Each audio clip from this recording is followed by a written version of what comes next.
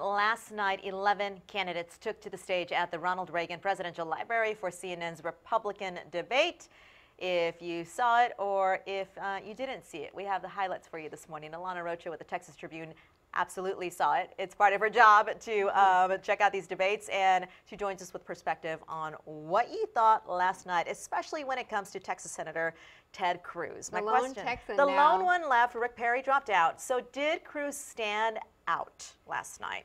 I would say no. I mean, if you're following Twitter, it was that, after the initial remarks, I think it was some 30 minutes before he got his first question. I mean, this is a Princeton debate, winner and everything else. And, he played it safe last time.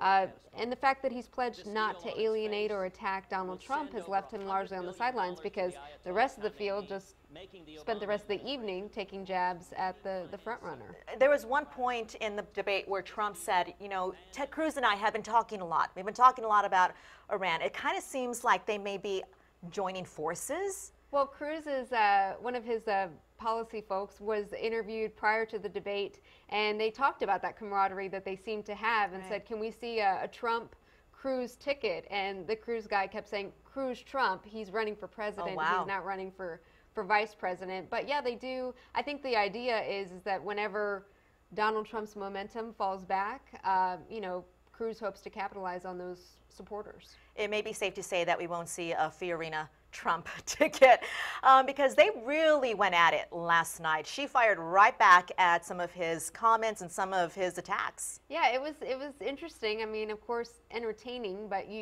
not a lot of substance when it came to that.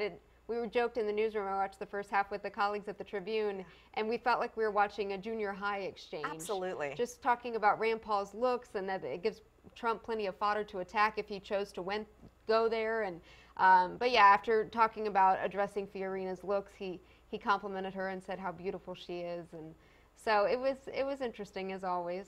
And she didn't give him any kind of credit for that. She kind of just stayed on point, stayed focused. Here we are the morning after the debate. Who won?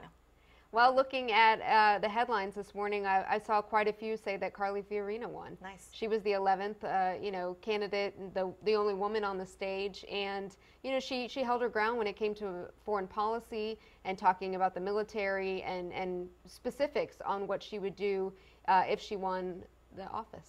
And you're absolutely right. She laid out several things that she would do when it comes to Syria, when it comes to Iran.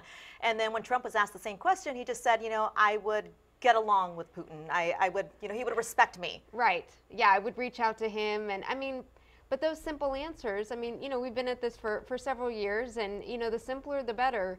You get into the weeds. I remember being on the road with Cruz a few years ago during his August recess, and he talked about, I want to fund the whole government before the government shut down. Right. I just want a line item veto Obamacare. But after so many years of rolling it out, it's not a one-line item policy. It's so intricated and woven into so many other policies. So, I mean, again, oversimplistic, and that resonates with voters who, frankly, were all too busy to give a lot of these things a lot of thought, especially this far out. Right. So are we going to see a change in the polls then? Are we going to see Trump go down in the polls and Fiorina go up? I think you'll see Fiorina go up. I don't know that you'll see Trump go down. I mean, he didn't really change his tune. He seemed stately to start, and then it kind of went back to the old tactics. To the old tax, the old entertainment. All right, yeah. Alana Rocha, thank you so much for joining us this morning.